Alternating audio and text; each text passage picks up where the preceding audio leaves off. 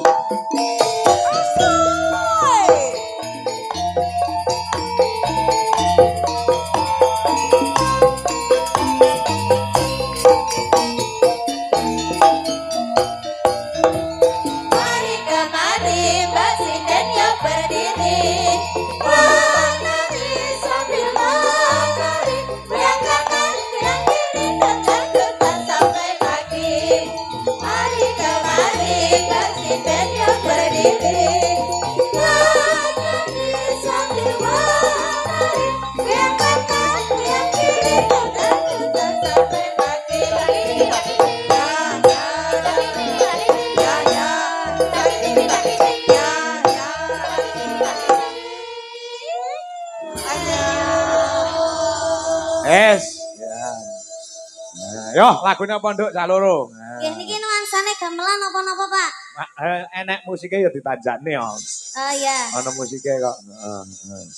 Aku iki biasane lek ning Ngawi iki ora tau nggawa musik ning gandeng ada permintaan sore digawe campur sari.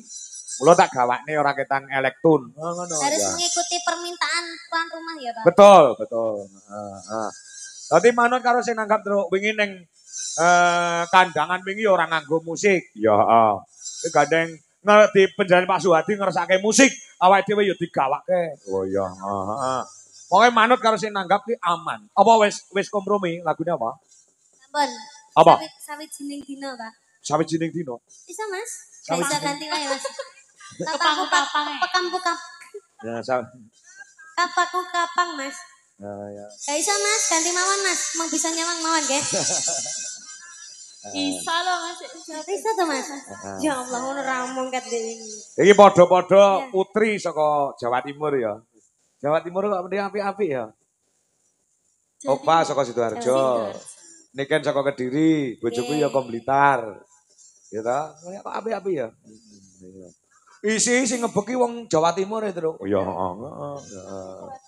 Ya Wiwi ya Madiun, Jawa Timur. Ya Wi. Kowe ya Jawa Timur. Wanda yo Ngawi. Heeh, ngawine ning ngendi-ngendi. Heeh. Mbak Rena Cuk Bluro anu Bluro yo melu Jawa Timur. Wis kan. Ya. Ngutung lah Mak Cung Pak. Ben wi gampang ngutung kok wis kan. Bila nasu mekrok kok. Apa gimana gini? Apa Mas? Apa? Kapangku kapang. Kapangku kapang. Heeh, ya. Ya, coba kayak apa? Ya. Ya. Diatur ke. Ya.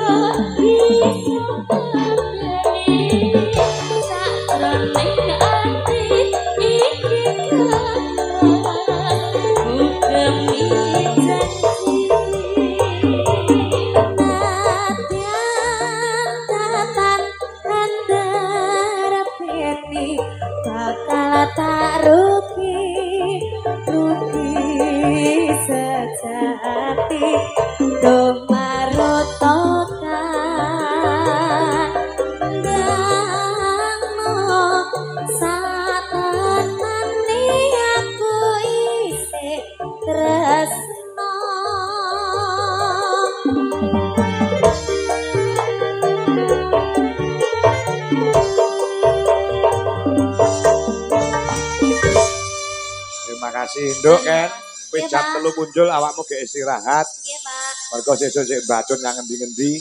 Jaga kesehatane nduk kan. Nah, iki pilek flu kaya ngono ya. Mergo lek ngrungkepi marang budaya ya, Truk. Heeh. Monggo lek dibacut-bacutke mesakne anak wedok gen selah istirahat. Oh ngono ya, heeh. Yo netepi jejiban gong karo Mas Gareng. Iki awake dhewe bakal nyekseni anggone Raden Bambang Wisanggeni netepi Apalakrama muga-muga entuk jodoh sing becik ya, Gong.